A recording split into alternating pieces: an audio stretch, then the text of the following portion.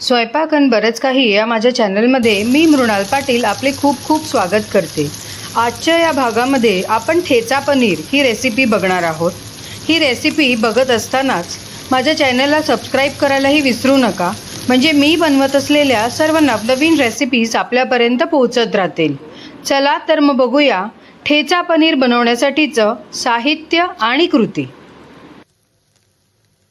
ठेचा पनीर बनवण्यासाठी मी इथे हे पाव किलो पनीर घेतलेले आहेत आणि ह्याचे मी असे छोटे क्यूब्स कापून घेतलेले आहेत. मसाल्यांमध्ये आपण चवीनुसार मीठ, अर्धा चमचा ओवा, अर्धा चमचा लाल तिखट आणि अर्धा चमचा हळद घेतलेली आहे. आणि ठेचा बनवण्यासाठी आपण 2 चमचे शेंगदाणे, 5 मिरच्या, भरपूर अशी कोथिंबीर आणि 7 ते 8 लसणाच्या पाकळ्या घेतलेल्या आहेत. कृतीमध्ये सुरुवातीला आपल्याला ह्याचा ठेचा बनवून घ्यायचा आहे. हे सर्व मिश्रण आपल्याला मिक्सरमधून जाडसर असं वाटून घ्यायचं आहे.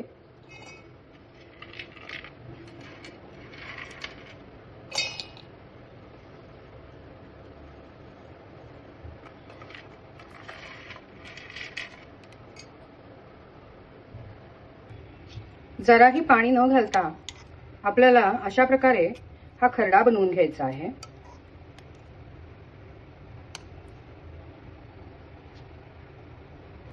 खरडा मी ह्या प्लेटमध्ये आता काढून घेतलेला आहे आणि आपण घेतलेले जे मसाले होते, मीठ, हळद, लाल तिखट आणि ओवा, आपण ह्यामध्ये आता ऍड करू आणि हे सर्व मिश्रण छान असं आपण कालवून घेऊया.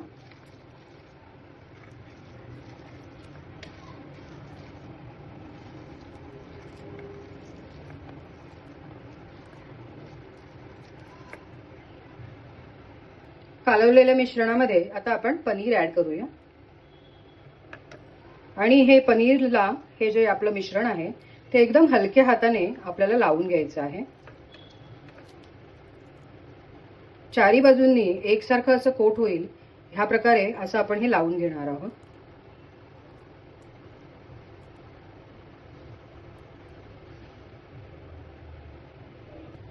हे कोट केलेलं पनीर आपण अर्धा तास आता मॅरिनेट होऊ देऊया.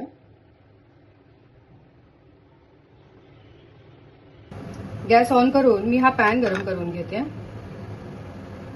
पॅन आपला आता गरम झालेला आहे. यामध्ये आपण तेल घालूया.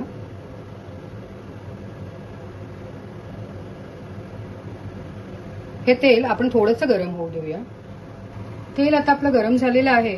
यामध्ये आपण हे जे कोट केलेले पनीर आहेत ते एक एक करून आता सोडू.